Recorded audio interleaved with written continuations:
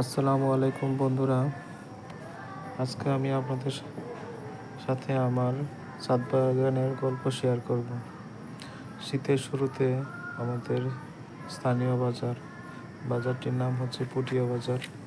পুঠিয়া বাজার থেকে কিছু শাকসবজির চারা এনে ছাদের ড্রামে রোপণ করেছিলাম।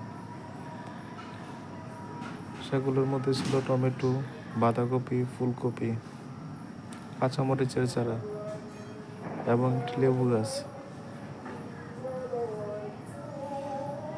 বাঁধাকপিটি কিছুদিন আগে হারভেস্ট করা হয়েছে এবং সেটি রান্না করে খাওয়া হয়ে গেছে, ভিডিও করা হয়নি।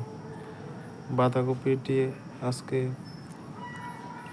উঠাবো পাকোড়া বানানোর জন্য। পাকোড়া খেতে আমরা সচরাচর সবাই পছন্দ করি। এই যে দেখতে পাচ্ছেন, টমেটো গাছেও ফুল এসেছে, টমেটো হয়েছে। কাঁচামরিচ গাছগুলোতে মরিচ ধরতে শুরু করেছে। আশা করি কিছুদিনের মধ্যেই এই মরিচগুলোও খাওয়ার উপযোগী হবে। বাঁধাকপিটির সাইজ হয়েছে প্রায় 1 কেজির মতো। মরিচগুলো পরিপক্ক হতে শুরু করেছে। গাছের গোড়ায় তেমন পানি নেই, পানি দিতে হবে। রাতের বেলায় ভিডিও করা, দিনের বেলা তো সময় হয় না। আর যা কিছু করার রাতের বেলায় করতে হয় ছাদের মধ্যে।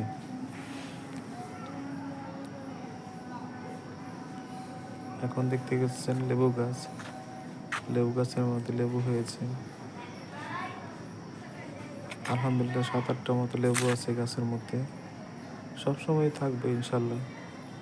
ফুল হবে, আবার লেবু হবে, এরকমই 7-8টা করে সবসময় থাকে।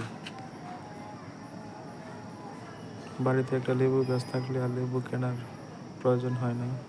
যখন ইচ্ছা মতো পেরে নিয়ে শরবত খাওয়া যায়।